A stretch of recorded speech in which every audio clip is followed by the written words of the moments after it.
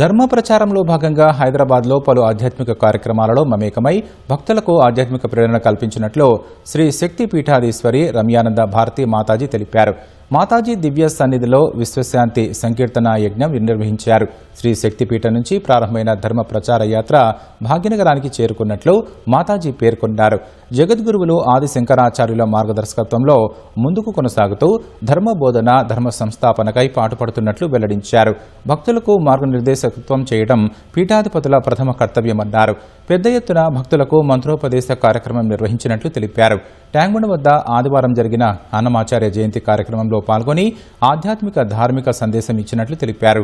త్వరలోనే బీబీనగర్ ప్రాంతంలో భైరవీపురి పేరిట శ్రీ శక్తిపీఠం ఆధ్వర్యంలో దేవాలయ నిర్మాణం జరగనున్నట్లు శ్రీ శక్తిపీఠాధీశ్వరి రమ్యానంద మాతాజీ వెల్లడించారు.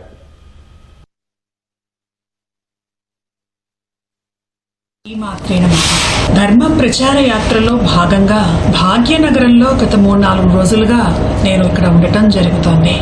భక్తులు కోరారు, వాళ్ళ కోసం వచ్చాను. 2-3 రోజులుగా వందలు దాటి వేలు కూడా అయి ఉంటుంది సంఖ్యలో భక్తులు వచ్చారు. మంత్ర ఉపదేశాలు తీసుకున్నారు, మార్గ నిర్దేశనం కోరుకున్నారు. వాళ్లకు తగినటువంటి సూచనలు చేయడం జరిగింది. సన్యాసుల పీఠాధిపతుల యొక్క కర్తవ్యంలో ధర్మ ప్రచార యాత్ర అనేటువంటిది ప్రధానమైనటువంటిది. పీఠములలో వాళ్ళు ఉన్న చోటికి భక్తులు వస్తారు, మేమున్న చోటికి భక్తులు వస్తారు. కానీ భగవంతుడు ఎలా అయితే, ఇప్పుడు వెంకటేశ్వరుడు ఎట్లా అయితే భక్తుల కోసం మాడ వీధులలో ఊరేగుతూ ఎవరైనా సరే ప్రజలలోకి వెళ్ళాలి అనేటువంటి ఒక సందేశాన్ని స్వామి ఇచ్చాడు. జగద్గురువుల వారు శంకరాచార్యులు ఎట్లా అయితే ఆయన ధర్మ ప్రచార యాత్రను దేశమంతటా చేశారో అదే విధంగా మేము కూడా ఇక్కడికి రావటం జరిగింది.